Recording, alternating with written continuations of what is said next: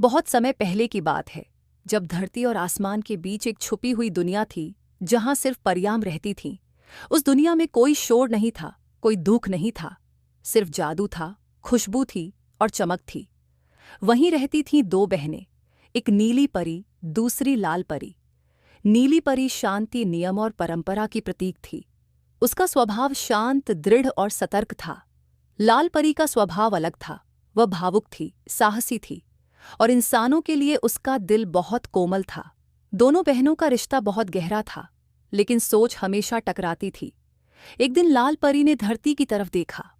उसे एक गांव दिखाई दिया, जहां धूल उड़ती थी और हवाओं में उदासी भरी थी। वहां एक छोटी बच्ची रहती थी, परिसा, सिर्फ 6 साल की, नन्ही, मासूम और बेहद अकेली। उसकी मां अब इस दुनिया में नहीं थी। वह अपनी चाची के साथ रहती थी, जो हर रोज उस पर चिल्लाती, काम करवाती और कभी प्यार से बात नहीं करती थी। लाल परी का दिल कांप उठा। देखो उस बच्ची को, उसने कहा। उसकी आंखों में कितना सूनापन है।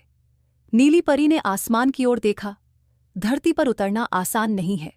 वहां की ऊर्जा अलग है। हम वहां जाओ तो अपनी शक्ति खो सकते हैं।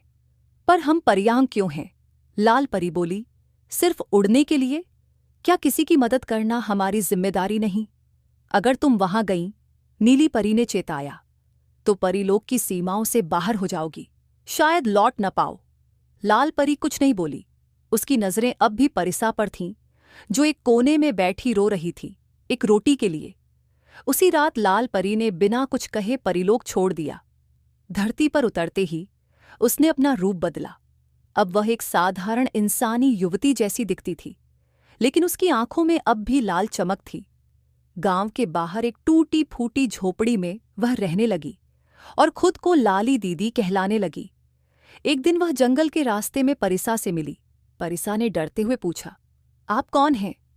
एक मुसाफिर, लाल परी ने मुस्कुराकर कहा, जो अपने जैसी किसी को ढूंढ रही थी। धीरे धीरे लाल परी उसके जीवन में आने लगी।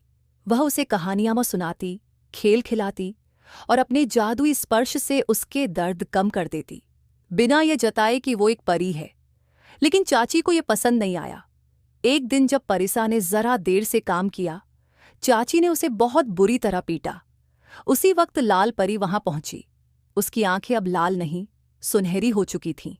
उसने अपनी हथेली ऊपर की और एक सुनहरी ऊर्जा की लहर निकली। परिसा के चारों ओर एक तेज रोशनी की घेरा बन गया। चाची वहीं गिर पड़ी। अंधी नहीं हुई, मगर अब उसे वहीं दर्द महसूस हुआ जो उसने बच्ची को सालों से दिया था। ये बच्ची अब अकेली नहीं है, लाल परी बोली। अब ये मेरे साथ है और जब तक मैं हूं, इसे कोई छू नहीं सकता। गांव में अब धीरे धीरे सब कुछ बदलने लगा। लाली दीदी सबके घर जाती, बीमारों को ठीक करती, भूखों को खाना देती और बच्चों को कहानियां सुनाती। परिसा अब उसके साथ ही रहती। वह मुस्कुराने लगी थी। उसका डर खत्म हो गया था। उसकी आंखों में अब जादू झलकने लगा था, वही जादू जो लाल परी की ममता से उसे मिला था। एक शाम जब सूरज डूब रहा था और हवा में हल्की ठंडक थी, आसमान से नीली रोशनी की एक लकीर उतरी। नीली परी आई थी। लाल परी मुस्कुराई। तुम आ गई। तुमने नियम तोड़े, लेकिन किसी को जीना सिखाया। नीली परी बोली। तुम गलत नहीं थीं। लाल परी ने कहा, मैं भी नहीं थी, पर किसी की आंखों में चमक देखना, इससे बड़ी शक्ति और कोई नहीं। नीली परी धीरे से सामने आई और परिसा के सिर पर हाथ रखा। उसकी आंखों में गहराई से झांका और कहा, तू अब सिर्फ एक बच्ची नहीं, तू अब हमारे जादू का हिस्सा है। उस रात तीनों ने एक साथ आकाश की ओर देखा। अब दोनों परियां, एक नीली और एक लाल, हर पूर्णिमा को धरती पर आती। उन जगहों पर जहां कोई टूटी हुई आत्मा हो, कोई चुप आह हो, कोई उम्मीद बची हो। यह सिर्फ शुरुआत थी। अगली कहानी में दोनों परियां पहुंचेंगी एक ऐसे गांव में जहां एक बुजुर्ग हर रात आसमान की ओर देखकर बात करता है। वो कहता है, मेरी बेटी अब भी परी बनकर मुझे सुनती है, पर सब उसे पागल समझते हैं। ये कहानी यहां समाप्त होती है। उम्मीद है कि आपको ये पसंद आई होगी। ऐसी कहानियों के लिए कृपया हमारे चैनल को सब्सक्राइब करें। धन्यवाद।